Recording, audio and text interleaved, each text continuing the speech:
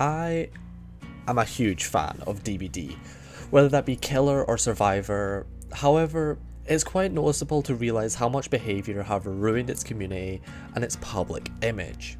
For myself, the cracks really started to appear on around November 28th, 2024, with the 34th chapter release, Doomed Course.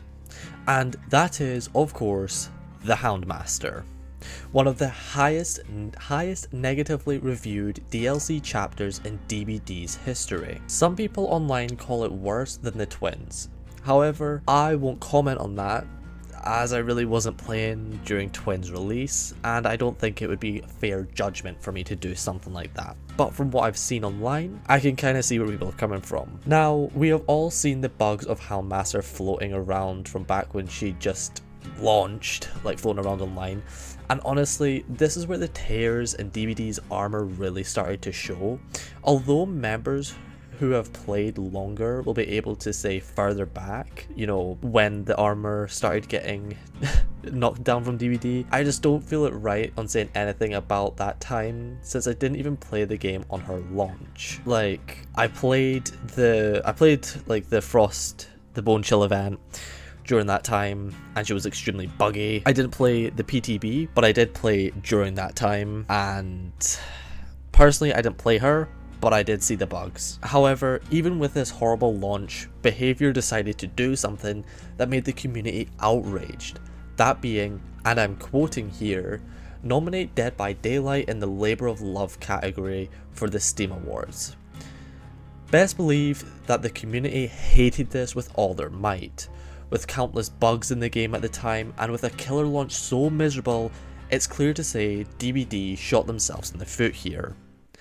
Then, just 5 months later, DBD released their 35th chapter, and long-awaited Tokyo Ghoul collaboration, which honestly split the community up even further, blurring the lines if anime ruined or didn't ruin DBD. Honestly, I can see both points being the fact that, well, Tokyo Ghoul is about killers and stuff, so I mean, on one hand you've kind of got that right, but then on the other you have the argument that anime shouldn't be included. Honestly, I can't really find where I sit on this perfectly, so I'll let you decide in the comments. I'd really like to see what your opinion on this is. However, survivors, while excited to play against a new killer, were horrified to find out that the Ghoul was one of the smelliest killers to go up against, and due to his popularity, gave Vietnam styles of flashbacks to when Wesker first launched. And honestly, he was just far too overtuned and released, making loops almost obsolete and getting down and felt inevitable. It was a horrible time to play. I think he's a lot better to play against now. However, those first few months when he first released, I will admit, were horrible. I'm not the best Survivor main on the go, but I do play a little bit more than Killer, and playing against Ghoul just felt horrible. Okay, so let's refresh.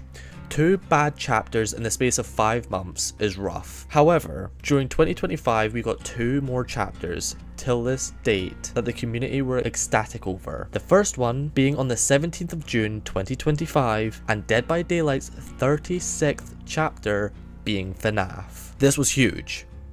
Scott Cawthon actually gave the rights to DBD, which was overall received positively in the sense from both the community of DBD and FNAF. Although following up with a few bugs, it was otherwise an overall good chapter for myself personally. The only downside is that it was non-stop Springtrap for weeks after his release. However, that is expected by a new licensed killer, so you kind of get that, you know, you're excited for a new release, you're going to play against that killer a lot. Then, arguably one of the most hyped collabs in recent memory being The Walking Dead chapter, that released on July 29th, 2025. However, it almost destroyed Behavior's public image, with the sheer state that this chapter released as. First, there were tons of bugs. Let's start with Daryl Dixon skin, which costed $15, might I add. His voice would be stuck in your head. I'm gonna give you the clip right now.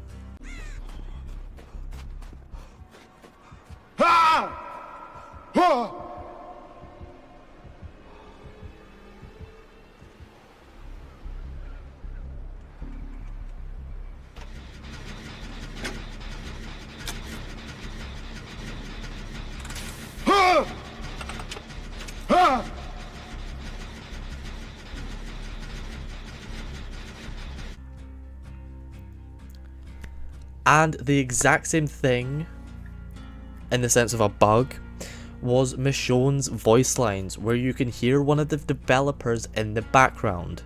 Yeah, that's not a joke. Have a listen.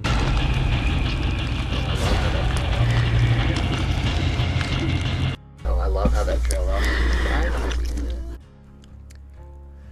Now, one thing I forgot to mention was the fact that when booting the game or loading into any form of match, this pole or beam, if you will, would appear out of thin air. And this is where my trust and support for the game fell apart. This beam clearly shows the fact that either the developers didn't even launch the game prior to the update, which would make them lazy, or they seen it but published it anyways and moved on, which would just show how incompetent they are. Either way, this stunt really showed they didn't care in my opinion, and just rushed out another chapter just for some quick cash. And then a few months later, it turned into a meme. Like, are we for real now? I was furious due to this. You turned something that was clearly a mistake into a meme after you have probably gone on record to be one of the buggiest games in recent memory. There are games that are still around from 2016 that have launched the same year as you, that are still out to this day, that are nowhere near as buggy as this game. So, now at this point in the video, I would go into deeper detail of current DBD releases, but I've only been playing a handful of times due to the sheer amount of bugs and current issues with the game. Dead by Daylight is a fantastic game with an amazing community behind it. All myself and the rest of the community want is a fun game that works. We aren't asking for much. The real question is, will you listen to us behavior, or will you continue to ignore your fans?